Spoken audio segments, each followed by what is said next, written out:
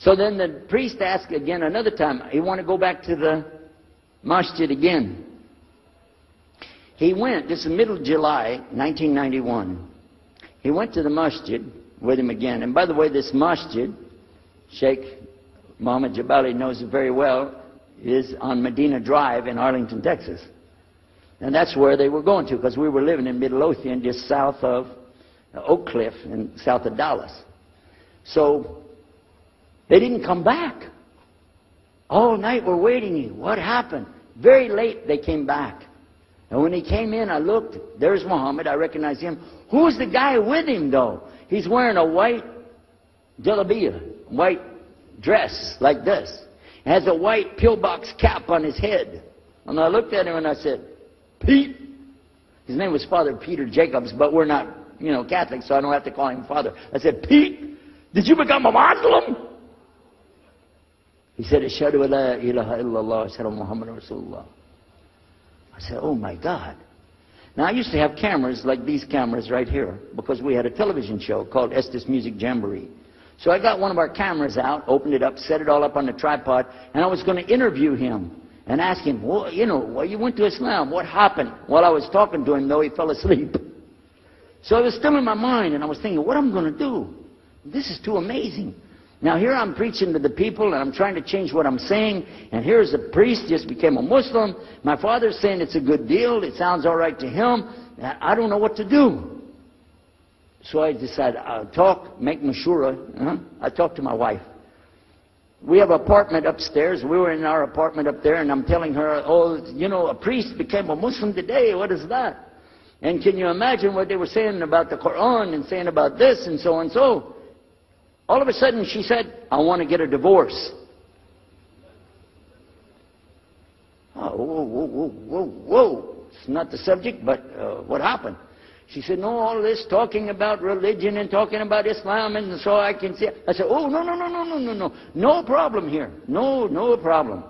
I said, you thought no, I was just observing somebody else. No, I'm not interested. Trust me.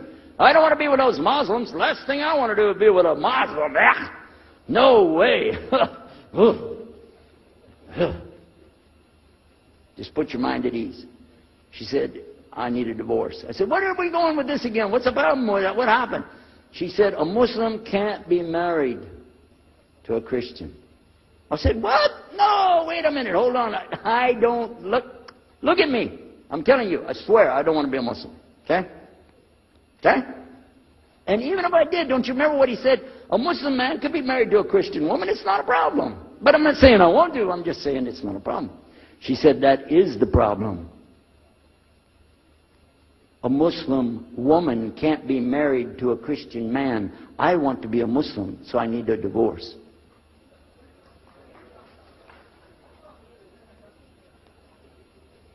I'll never forget, I was sitting right on the edge of the bed, just sitting there, and I almost fell over. I said, at last, I can tell the truth. I can say it. I didn't realize that she liked the idea. I was afraid. I said, okay, the good news is, I too want to be a Muslim. You know what she said? I don't believe you. I said, no, really. I was just saying that because, but for sure, just so you know, I want to be a Muslim. I've been thinking about it. I want to be a Muslim. We're both going to be Muslim. Alhamdulillah, it's going to be great. Right? You know what she said? I don't believe you because you're either lying right now or you were lying 5 minutes ago when you said you didn't want to be a Muslim. And either way, I don't want to be married to a liar. So get out.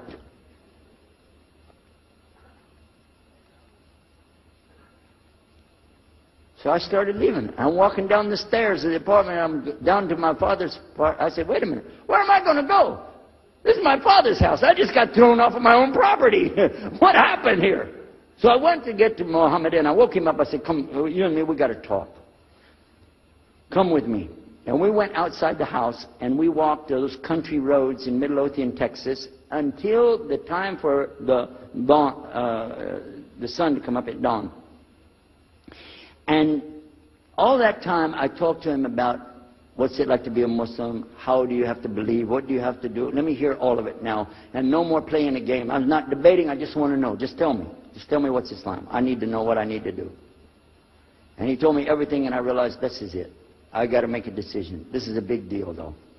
And he told me, okay, this is up to you. You have to go make a choice for yourself. I can't help you.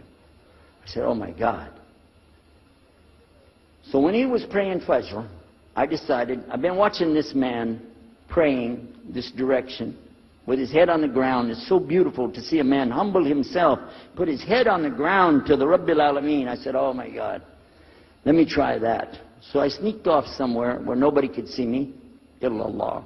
And then I found a place, a board there, you know, and I bowed down on the ground, and I put my head down on the ground on that board there. And by the way, I'm pretty good at speaking, especially in prayers. I used to make so long a prayer, they wouldn't let me say the prayer at Thanksgiving because the food would be cold. Okay? So, but I put my head on the ground, and only these words came, no more words, just this. Oh God, guide me. That's it. And I was thinking, oh, I got to say more than that. Nothing. Oh God, if you're there, guide me. That's it. After a while, I sat up and I looked around. There wasn't any fancy rainbow. It wasn't birds flying around. There was no big signs from above. There was no music, angels, harps, nothing like this. It was just a cloudy day in Texas. But inside, I could realize I had to make some changes. To me, that's what I need to do. There's the problem. It's inside of me. Within a few minutes, it became clear what I needed to do, and I had to develop an idea of how to pull this off. I talked to my wife, I talked to my father, I made a bath, and at 10 o'clock that morning, in Midlothian, Texas, I went in front of this man named Muhammad and this new man named Yahya, who used to be the priest, and I said, Ashhadu la ilaha illallah wa ashhadu Muhammad Rasulullah. Immediately after that, my wife did her shahada. Ashhadu la ilaha illallah, ashhadu Muhammad Rasulullah. A few months later, my father did his shahada. Ashhadu la ilaha illallah, ashhadu Muhammad Rasulullah. Step by step by step, we saw so many people enter into Islam.